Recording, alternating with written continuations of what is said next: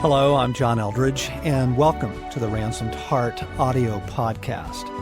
For more information on Ransomed Heart Ministries, our resources and events, please visit us online at www.ransomedheart.com. In an earlier podcast, we were talking about summer vacations and the importance of vacation, the importance of rest and renewal, the difference between just getting some relief and actually getting restoration.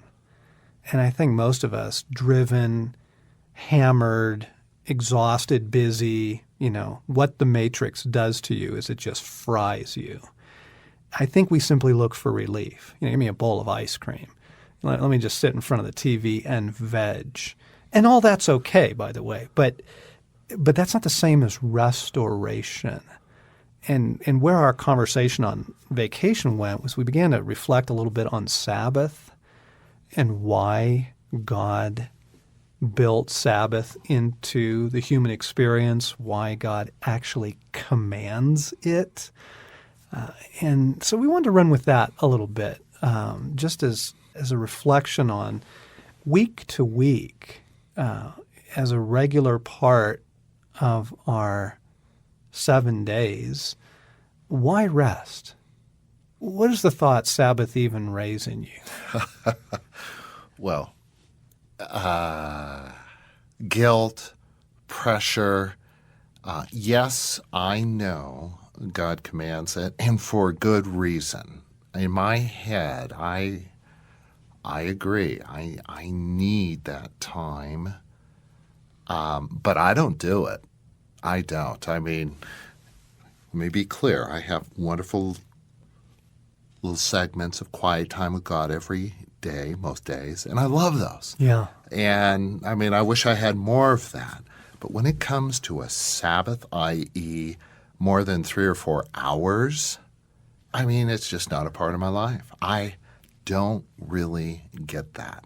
Yeah. I really don't. Yeah. I mean, if you were to look at my life, it's not there. It's not a part. Yeah. I noticed that I don't practice Sabbath. Mm-hmm. And I noticed it because I was experiencing Sundays. I mean, let's talk about the seventh day of the week. And on the seventh day, God rested and therefore sort of sanctified it as, you got to do this, you guys. You got to rest. You know? Well, I noticed that I was not keeping the Sabbath in 2 ways. One was our church morning was incredibly exhausting.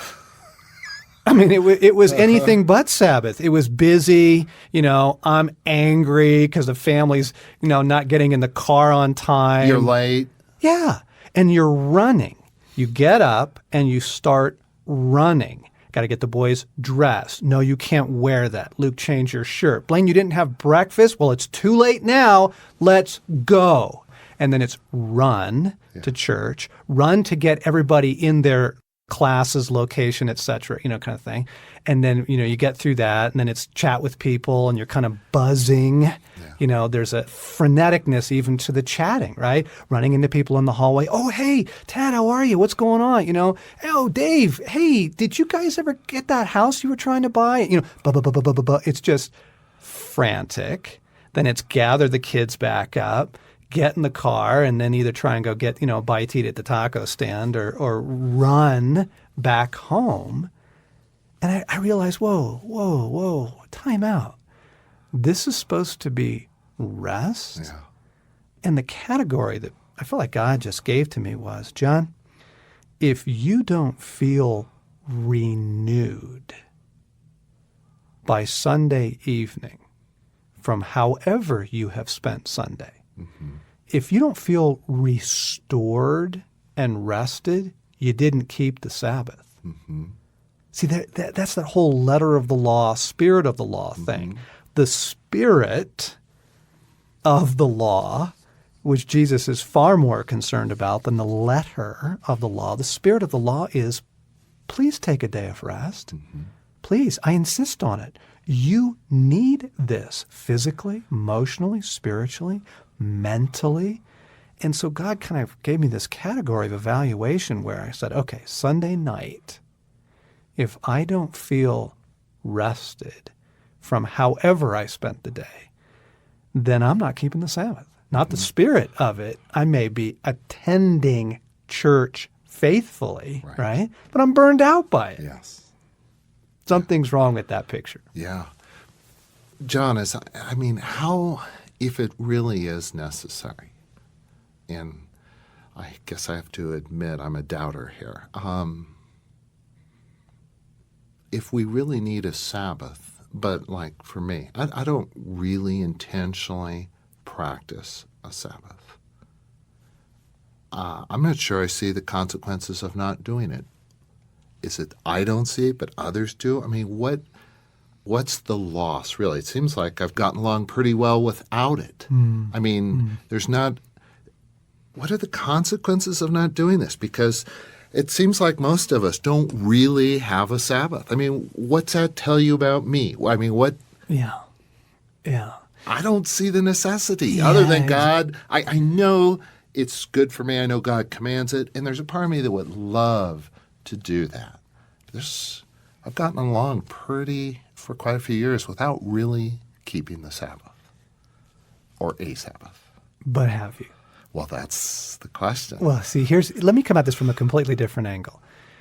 I know that from time to time, you take time to go be restored.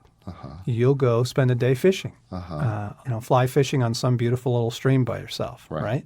I know you do that. Right. I know that you take periods of time to simply go journal. And I know that you take time to simply go be with God. Right. How do you feel after those times? What do those bring you?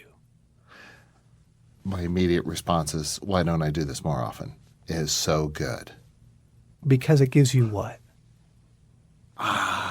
God, centeredness, stillness, perspective. I'm see things clearly. I'm alive, beauty, joy, all of those things. Yeah. Now, what would it be like if you had that every week? Yeah, but why don't I? Well, that's a different thing, but you were asking. Yeah, okay. You were asking. I'd love that every day. Well, what would it do? I mean, even if you had it once a week. Yeah. What would that do for Craig McConnell? What would the long-term effect of that be? I see a man who goes through his week stable, unshakable, with a perspective, probably hearing God's voice. I just see communion with God. I see perspective, stability, balance, life. Yeah. That's what you're missing. I mean, that's the answer to the question. Geez, I mean, it looks like I'm getting along without it pretty good. Right? Then you go, well, not really. I mean, yes, you're getting by. Yeah. But I think most of us live just by getting by. Yeah.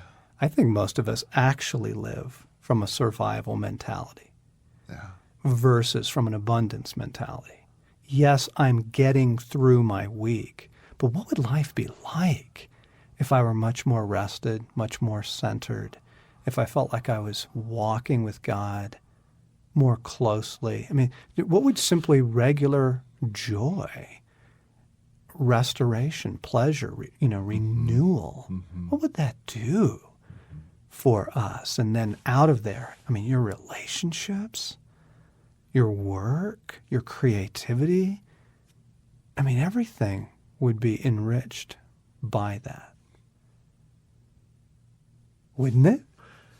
Yeah.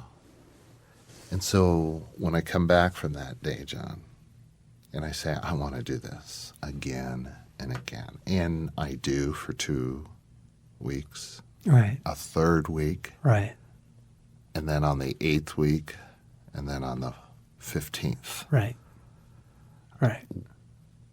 it's lost so quickly or stolen, forgotten. Yep. Yep. I think for me, this is what I noticed. I noticed I wasn't keeping the Sabbath partly by just simply what our church morning looked like. It was frantic, driven. It was anything but restoring and renewing. But I also noticed it by the way I spent the rest of my Sunday, working in the garage, working in the yard, getting ahead on some projects that I knew were coming that week. And what I began to realize about myself is that the reason I have a hard time resting is I think life is up to me. I really do. I think if I don't stay on top of everything, it's going to go down like a house of cards. And it just revealed this profound level of, frankly, unbelief in me. I really do think life is up to me. And therefore, if I have a free moment, I spend it trying to stay on top of life versus, no, I'm just going to hang out with God. I'm just going to read. I'm just going to take a walk. I'm just, those kinds of activities, rest and renewal activities, joy and restoration type things. That stuff goes by the wayside like that for me. It's not natural for me because what is natural is push, drive, stay on top of things. You see what I'm saying? The reason that we don't keep the Sabbath has nothing to do with the law or with our church convictions. It has to do with very deep patterns and beliefs in us about what we think is up to us and what we really think God's going to do. And frankly, we love the distraction of busyness. We love it. It keeps us distracted, makes us feel purposeful. All that busyness is this enormous substitute for confidence that God's going to come through. That's, for me, that was the big revelation. And so for me to literally observe a Sabbath, like I'm not going to work on Sunday. Now, not legalistically, not you can't take 20 steps from your home and, all that crazy stuff. But just, John, don't take on big projects on Sunday. That's not the day to paint the house. That's not the day to clean the garage. That's not the day to do work you brought home from the office. To do that for me was this enormous act of repentance, to say, God, forgive me for my drivenness. It's just totally rooted in unbelief. What are you doing with that? As I'm saying that, what are you doing with that? Well, I'm just reflecting on, I fill my life with busyness, not necessarily productivity, but the distraction, the lure of distraction. Of just, it's my cover that keeps me from going to God. I've got a lot of stuff to do this weekend, and today's the day to do it. And there's something, I don't think it's my true heart, but I find excuses and things that keep me from the very thing I really know truly I want. Because as we're talking about it, I'm going, I want this. I really want this, but I fill my life with stuff. And when I catch myself cleaning out the junk drawer on the kitchen I just go, no, why am I spending time it really doesn't need to be reorganized because it's going to be a mess in 2 weeks anyway. Right. But a good 2 hours ought to do it. Lord Jesus, deliver us from all that keeps us from rest, from a genuine Sabbath. Oh, Lord, bring us to a rhythm of life that you intended us to live.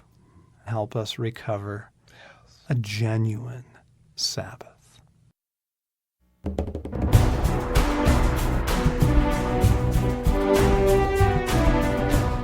Thanks for listening to this week's podcast. We hope you loved it. We love getting your feedback as well. If you're enjoying these podcasts and would like to leave us a comment, please visit the iTunes store and do so. And by the way, all of our audio resources are now available for purchase through the iTunes store. You can find our resources and our other podcasts by searching for either Ransomed Heart or John Eldredge on the iTunes store. And to find out more about Ransomed Heart, our podcast, our events, and all of the things that we're offering and doing, come to our website at www.ransomedheart.com.